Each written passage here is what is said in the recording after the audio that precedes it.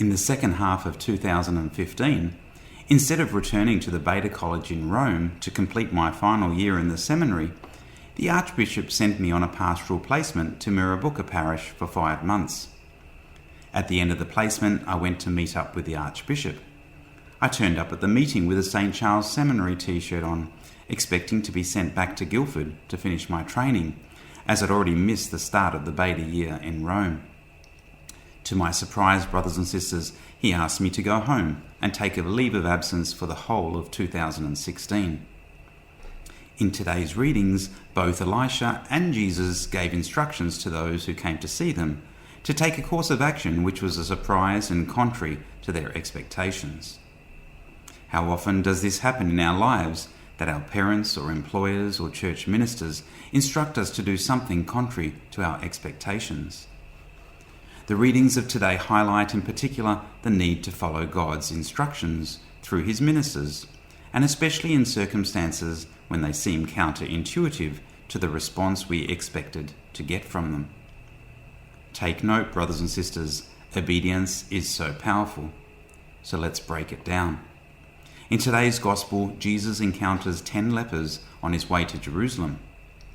They'd likely heard of his miraculous powers and so sought him out and implored his mercy, expecting him to simply say the word and cure their leprosy. Instead, Jesus did not immediately heal them, but said to them, "Go and show yourselves to the priests." Why should he do that? In the first reading from the Old Testament, we have a similar story with Elisha the prophet and Naaman the leper from Syria. Naaman, a pagan like the Gospel's Samaritan, sought out Elisha as he heard he was a holy man and had the power to heal him of his leprosy. Like Jesus, Elisha did not immediately heal Naaman, but asked him to go and wash in the Jordan River. Naaman argued and carried on, claiming the water in Syria was just as good as that in Israel.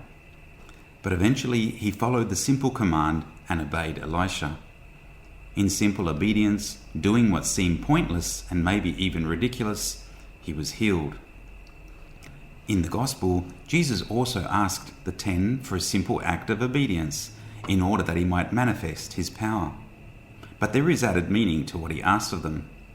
In the 14th chapter of Leviticus, Moses instructed those who'd been healed of leprosy to show themselves to the priest after being healed, in order to be approved of the healing and allowed to re-enter the community. The Jews amongst the 10 lepers would have been aware of this twist to Jesus' command. He sent them off to be inspected by the priests while they were still covered in leprosy. An act of trust was required by all 10, the Jews who knew the significance of what Jesus was commanding, and the Samaritan who had no idea why he was being sent to the Jewish priests, but went anyway. They were all healed as a result of their simple obedience and trust. In turning around and walking off while still burdened by their leprosy was healed. In the last 15 years, I've been asked to do things which seem contrary to the journey to the priesthood. There were a number of unexpected deviations, such as being sent to Rome when Dad was diagnosed with Alzheimer's, or being asked to take that year's leave of absence in 2016, which I did not request, or serving 22 months as a deacon when the minimum service is only 6 months. Looking back now, like for the lepers in today's story, or for Naaman, I can see how simple obedience to what was asked of me was necessary in order to get me to where I am today. In all these deviations and delays, I've seen the power of God working in ways that perhaps those that do the standard 6 years without a hiccup don't. In the struggle, God has been with me as I prayed and offered sacrifice for broken marriages, hearts turned away from God, broken families, men caught up in powerful addictions. In all these situations, God taught me that endurance and patience over extended periods of time was what was necessary for God's will to be fulfilled in each of these cases. For God to effect miracles in answer to our prayers, he requires simple docility to the Lord's instructions, wherever they may take us. It even means following the instructions of men who, through the hierarchical structure of the church instituted by Christ, have been given authority over us.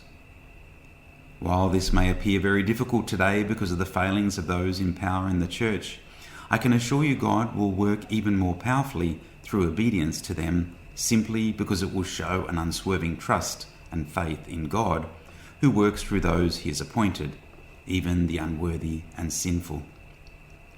So, brothers and sisters, I pray that all of you here today may come to recognize the little daily calls to obedience by God. Some pointless, some what you may judge as unnecessary deviations, some seemingly irrelevant. It is through these obscure calls to obedience, which don't seem to be an answer to your prayers, that God will answer your prayers. Everything happens for a reason, and it is only in docility of spirit that God can work so powerfully in us.